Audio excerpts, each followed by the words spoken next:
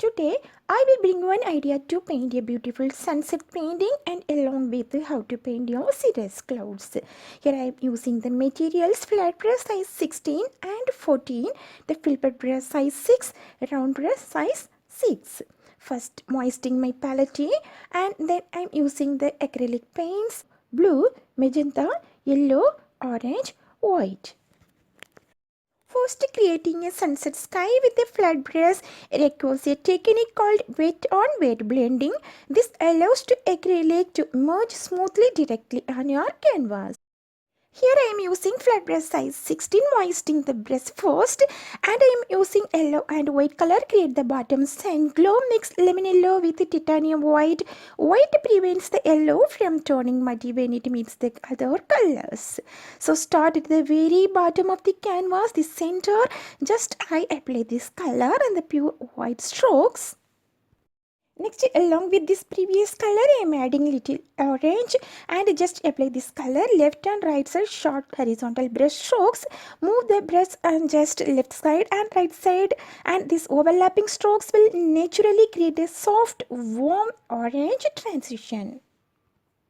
Now I am going to keeping this flat brush aside and I am using another one flat brush and just moistening this brush too and paint the center along with the magenta and white color. Mix the base first, blend the magenta with a generous touch of white and to create a vibrant opaque paint, apply this paint. Use a flat edge of our brush to paint horizontal strokes across the middle third of the canvas. Keep it wet, work quickly so the paint it does not dry before the next step. Just run your brush completely from the left edge to the right edge without stopping in the middle to avoid harsh lines. Just overlapping these colors, blending too much will turn the whole canvas into the single muddy color. So 2 or 3 overlapping passes are usually enough. Next, I am going to paint the top sky. I am using blue, magenta and white. And I am using the same brush which I used for this center. And mix the top shade with ultramarine blue with a small amount of magenta and white to create a sky blue tone with a slight violet tint. This is the dark blue tone. Apply at the top, start at the very top of the canvas with long horizontal strokes. Just blend downwards, move the brush downward toward the center. As the blue hits the wet magenta, it will blend into the beautiful transition gradient.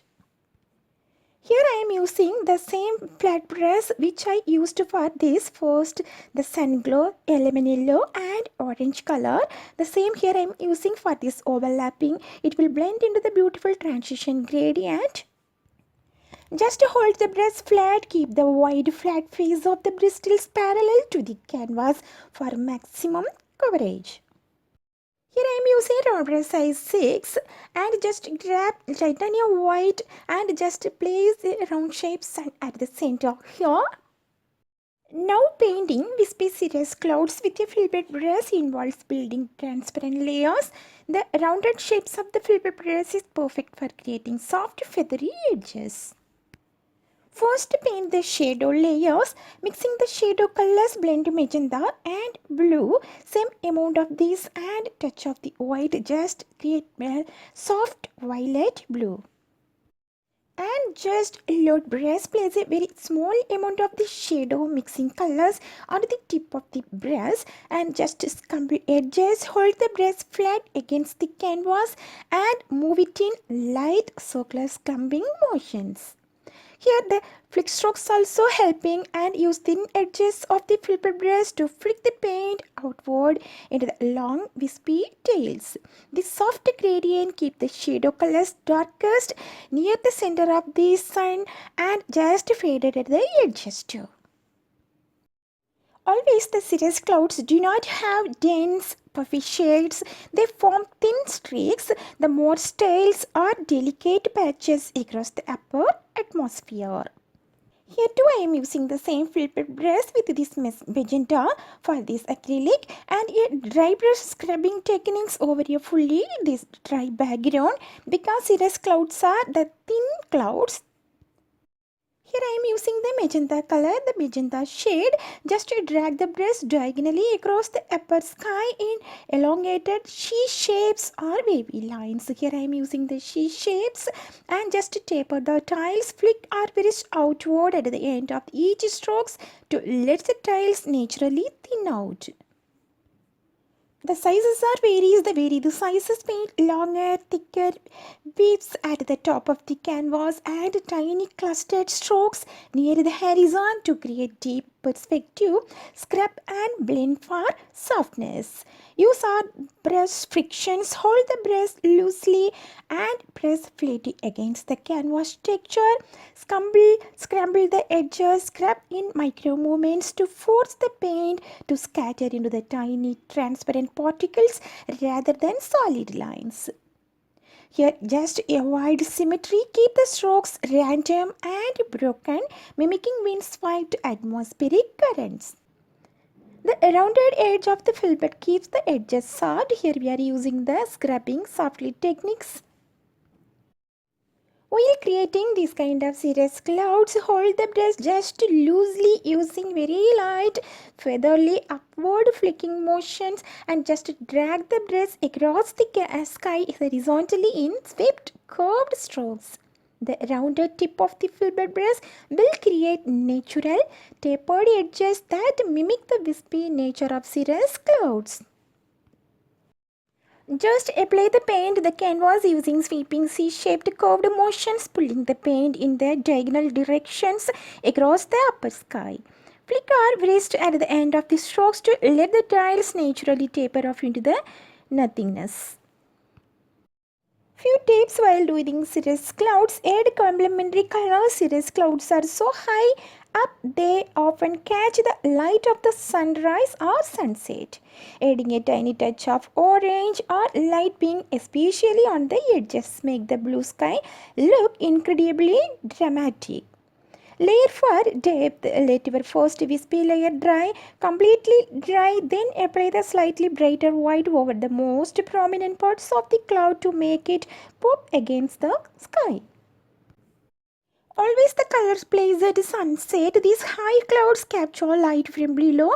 Their undersides glow with fiery yellows, oranges and magentas, while the unlit portions fade into the color and just blues upper the sky.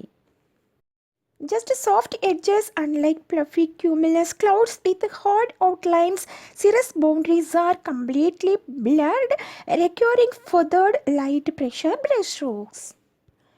Just for this highlighting layer, the Glow highlights. Detail these brushes and delicately apply the bright mixture strictly along the bottom edges of our dry brushed cloud shapes. Just always keep in our mind, do not paint cirrus clouds with heavy opaque layers of solid white. Just build up colors values using thin transcolants. And just keep cirrus lines longer, wider and more spaced out at the top of your canvas. Next, going to apply the warm highlighting.